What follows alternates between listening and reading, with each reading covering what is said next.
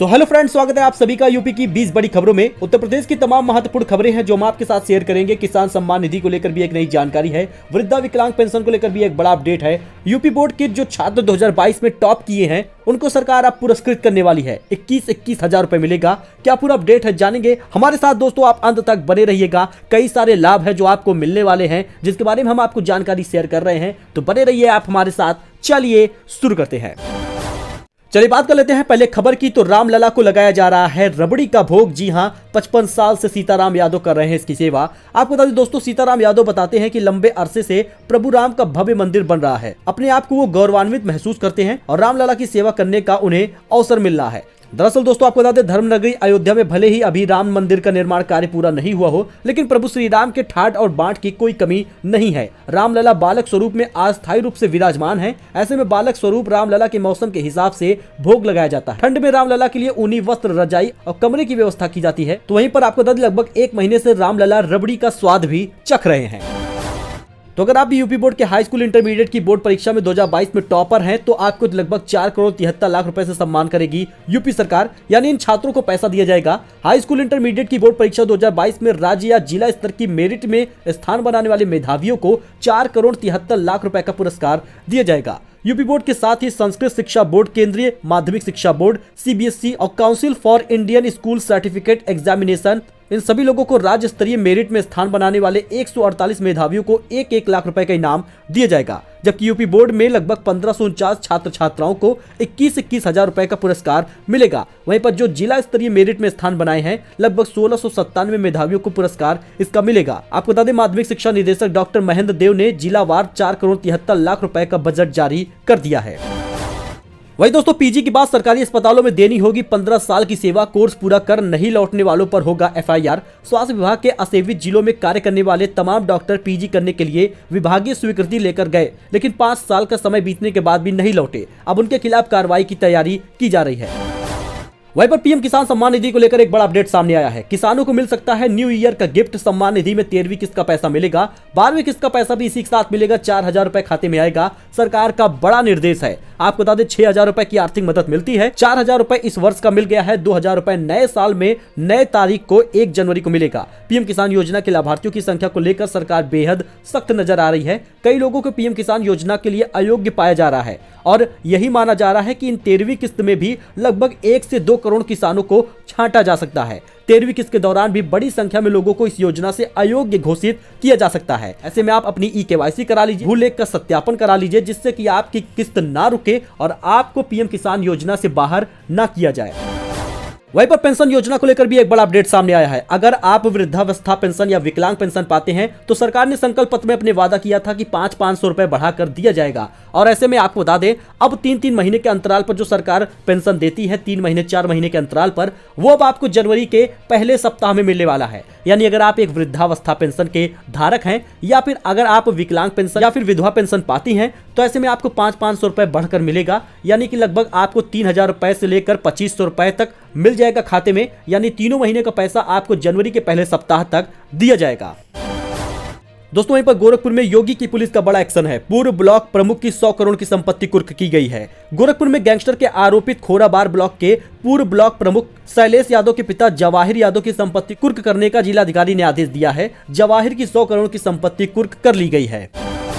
अच्छा, इसके साथ ही यूपी में 5000 एकड़ में बनेगी नॉलेज स्मार्ट सिटी। दुनिया की बेस्ट यूनिवर्सिटी का होगा समावेश। यूपी को निवेश के रूप में एक बड़ा प्रस्ताव मिला है। सैन फ्रांसिस्को में ऑस्टिन यूनिवर्सिटी के साथ टीम योगी ने नॉलेज स्मार्ट सिटी के लिए एमओयू साइन किया है। यह नॉलेज स्मार्ट सिटी प्रोजेक्ट 5000 एकड़ जमीन पर बनाया जाएगा। इसमें दुनिया के सर्वश्रेष्ठ विद्यालयों को समावेश होगा। वहीं पर पेट्रोल डीजल को लेकर बड़ी खुशखबरी है, क्योंकि यूपी में पेट्रोल सस्ता हुआ है, डीजल सस्ता हुआ है। क्रूड फिर से $80 से नीचे है। यूपी से बिहार तक सस्ते हो गए हैं पेट्रोल डीजल। जी हां, ग्लोबल मार्केट में कच्चे तेल की कीमतों में फिर गिरावट दिखने लगी है। और वहीं पर ब्रेंट क्रूड भाव दोबारा $80 प्रति बैरल से नीचे आ गया है। इसका असर आज पेट्रोल डीजल की खुदरा कीमतों पर भी दिखा है। आज सरकारी तेल कंपनियों की ओर से जारी पेट्रोल डीजल की कीमतों में नरमी देखी जा रही है। दोस्तों आज सुबह गौतम बुद्ध नगर जिले में यानी ग्रेटर नोएडा में पेट्रोल 5 पैसे सस्ता हुआ है और वहीं पर डीजल भी लगभग 5 पैसे में गिरावट देखी गई है। आने वाले समय में लगभग 80 से 90 पैसे तक सस्ता हो सकता है। वहीं पर सरकारी स्कूलों में ठंड से ठिठुर रहे हैं 9 लाख बच्चे। फटे जूते, सिली हुई चप्पल और बिना स्वेटर के जा रहे उनके पेरेंट्स भी बोल रहे हैं खाते में पैसा नहीं आया है। दिसंबर का महीना है, सुबह का तापमान 6 से 7 डिग्री तक पहुंच जाता है। जालौन के घुसिया गांव का मुन्नू हाथ में झोला, पैर में फटे जूते और विंटर ड्रेस के नाम पर सिर्फ शर्ट पहने सरकारी स्कूल की ओर जा रहा है। ठंड लगने की वजह से कहीं पर आग जलती देखता है तो राहत पाने के लिए बैठ जाता है, लेकिन क्लास पहुंचने में देर न हो जाए तो फिर से चल देता है। भास्कर रिपोर्ट में मुन्नू से पूछा क्यों तुम्हारा स्कूल स्वेटर और जूते कहाँ है, तो वह बोलता है अभी नया नहीं है, पापा के अकाउंट में पैसा नहीं आया है। तो ये सरकार का हाल है, सरकार ऐसे खाते में पैसा देती है, यानी कहीं ना कहीं खाते में पैसा नहीं पहुंच रहा है, जिसकी वजह से जो ये मासूम बच्चे हैं उनको पैसा ना मिलने की वजह से ठंड में ठिठुर कर विद्यालय जाना पड़ रहा।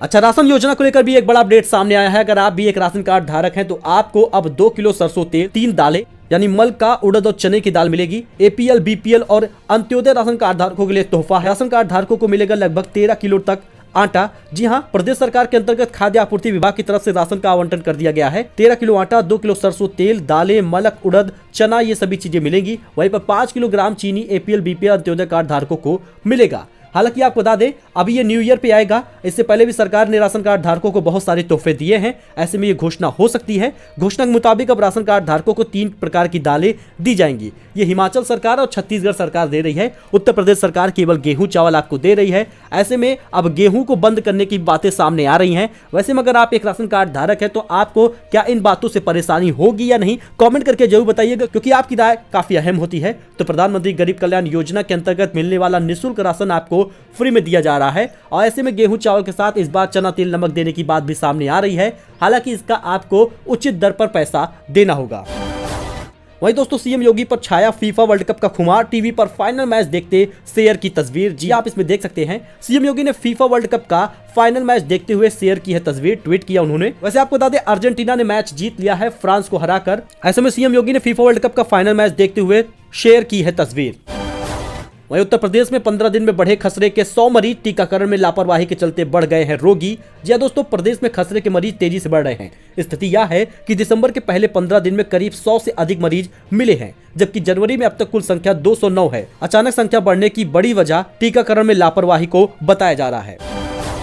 वही एमएसएमई मंत्री सचान का दावा है यूएई से आएगा 50,000 करोड़ से ज्यादा का निवेश। जी दोस्तों, अबू धाबी और दुबई में हुए रोड शो और अलग अलग समूहों के साथ हुई बैठकों के बाद ये नतीजे सामने आए हैं। इनमें वहां के 200 से ज्यादा शीर्ष उद्योगपतियों या उनकी कंपनियों के प्रतिनिधियों ने ये हिस्सा लिया था। आप बता दें यूपी में संयुक्त अरब अमीरात यानी यूएई से 50,000 करोड़ रुपए से ज्यादा का निवेश आएगा। इसके साथ ही यूपी में बढ़ेगा जेनेरिक दवाओं का बाजार। सरकारी अस्पतालों में खुलेंगे जेनेरिक आधारों के स्टोर। प्रदेश में जेनेरिक दवाओं का बाजार बढ़ेगा। कई कंपनियां यहां निवेश करने के लिए आगे आई हैं। जेनेरिक आधार के मेडिकल स्टोर सरकारी अस्पतालों में भी खोले जाएंगे। ग्रामीण इलाकों तक जेनेरिक दवाएं पहुंचाने के लिए जल्द ही उत्तर प्रदेश सरकार और जेनेरिक आधार के बीच एमओयू होगा। इसे लेकर रविवार को मुख्यमंत्री योगी आदित्यनाथ से जेनेरिक आधार के संचालक अर्जुन देशपांडे ने मुलाकात की है। वहीं कोहरे से निरस्त होगी ट्रेनें तो परिवहन निगम चलाएगा बसें, निर्देश जारी किया गया है। अगर कोहरे के कारण ट्रेनें निरस्त होती हैं तो यात्रियों की मुश्किल नहीं होगी, क्योंकि आपको बता दें आवागमन के लिए बसों का संचालन किया जाएगा। परिवहन विभाग का ये बड़ा ऐलान है, यानी कि जब कोहरे से निरस्त हो जाएंगी ट्रेनें तो परिवहन निगम बस चलाएगा।